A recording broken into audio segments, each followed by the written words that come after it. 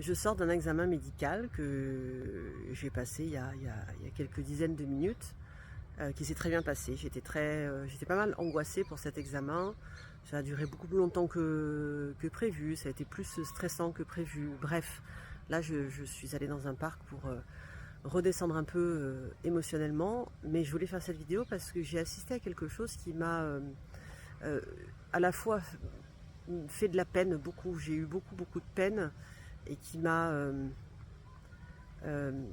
déçue et attristée de voir qu'on en est encore là dans le milieu médical avec tout ce que beaucoup de médecins, beaucoup de femmes, beaucoup d'hommes essayent de faire pour que le milieu médical ne soit que ce qu'il est censé être, c'est-à-dire accompagnant, bien traitant, soignant et jamais maltraitant. Je suis en salle d'attente, il y avait pas mal de retard, une quarantaine de minutes. La salle d'attente est en U comme ça. Elle fait une trentaine de mètres carrés. Il y a le guichet avec les deux secrétaires médicales qui d'ailleurs sont adorables. Et il y a une jeune femme d'environ 35 ans qui est là et qui, semble-t-il, malheureusement on entend tout, donc la confidentialité n'est pas très respectée, mais bon c'est comme ça, se présente et vient pour faire une échographie mammaire. Non pardon, une mammographie, c'est très important. Elle vient pour faire une mammographie, la secrétaire médicale lui demande de s'asseoir. Un médecin, à ce moment-là, moi je rate la scène, un médecin vient la chercher pour lui faire passer sa mammographie. Elle passe sa mammographie, elle revient en salle d'attente, je la vois revenir en salle d'attente, moi. La secrétaire lui dit installez-vous, on va vous donner votre compte rendu, etc. Et là, le médecin, je le comprends après, qui lui a fait passer la mammographie, arrive en salle d'attente, et je dis bien en salle d'attente, donc devant tout le monde, et lui dit madame, donc déjà son nom de famille à voix haute. Elle est assise, il est debout devant elle, à 1,50 m d'elle, et encore une fois à voix haute devant tout le monde. Finalement, il va falloir que vous restiez, suite à votre mammographie, il faut que je vous fasse une échographie mammaire. J'étais avec mon amoureux, j'étais avec Vincent, parce que c'était un examen qui m'angoissait un peu.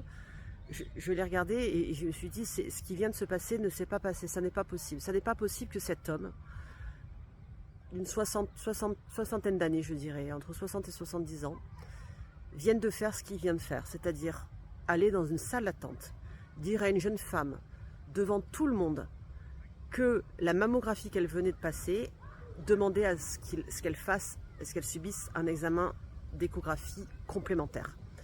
Ce qui veut dire qu'au-delà du fait qu'il n'a pas respecté la confidentialité, au-delà du fait qu'il n'a pas respecté du tout le fait d'annoncer la confidentialité en disant son nom, au-delà du fait qu'il n'a pas respecté du tout le respect de son intimité, de ses émotions, en lui disant « Mademoiselle Untel, est-ce que je peux vous parler? Revenez avec moi dans mon bureau. » Ils en ont des bureaux.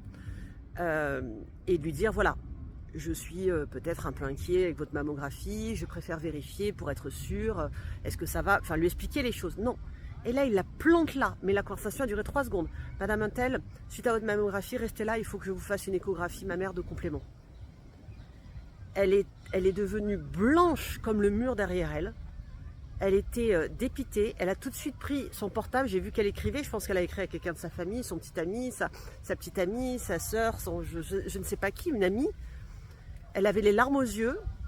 Je me suis tournée vers elle, je l'ai regardée, je lui ai fait « Ça va ?» comme ça. Et elle m'a regardée d'un air complètement en détresse. Là, le médecin est revenu la prendre. Et là, elle avait les larmes aux yeux, elle avait les yeux qui commençaient à couler, quoi. À ce moment-là, j'ai été appelée 3 minutes après par un autre médecin pour faire moi-même mon examen médical. Je ne sais pas ce qui s'est passé pour cette jeune femme, comment elle est repartie, dans quel état elle était. Je ne l'ai pas vue partir. Quand je suis retournée en salle d'attente, elle était déjà partie. Je ne fais que penser à elle. J'ai une compassion, une peine pour elle hallucinante. Et je suis déçue, peinée, triste et estomaquée qu'on en soit encore là en 2024. Vraiment.